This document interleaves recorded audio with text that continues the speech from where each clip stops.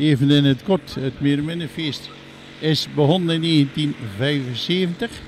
Het is eigenlijk gestart door de transportondernemer Bron uit Waterland-Kerkje. En na een paar jaar, in 1977, is het officieel de Meerminnenfeesten geworden. Die naam die komt voort uit de meermin die op onze vlag staat. En de trek-en-trek, daarmee zijn we begonnen in 1981.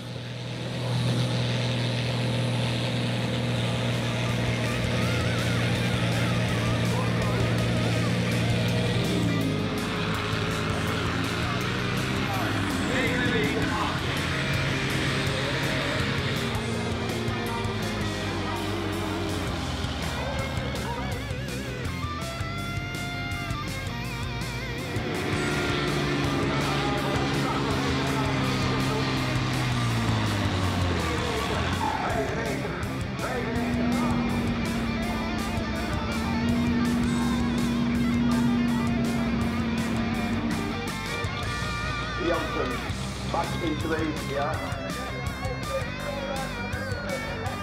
Jansen.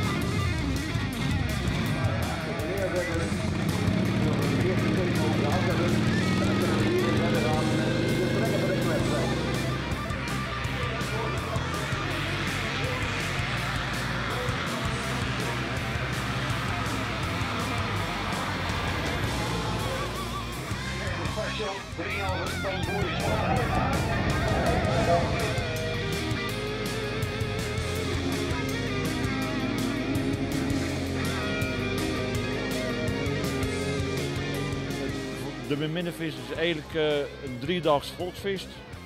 En een van de grootste onderdelen is bijvoorbeeld trek-en-trek. En die is nog steeds gaande elk jaar. Voor de Bronnen was een beetje de man van het dorp. Die had met een paar medewerkers dat opgezet. En dan heeft hij zeg maar, de tent laten komen en artiesten geboekt. En zo is dat een beetje opgestart. En is er enig idee van hoeveel vrijwilligers werken er mee? Want voor mensen is dat een behoorlijk grote groep. Hè? Ja. Over het hele weekend is dat varieert tussen de 80 en 100 medewerkers. Dat is de moeite. Wow. Ja. En dat zijn niet alleen van Waterland-Kerkje, maar van de hele omstreken.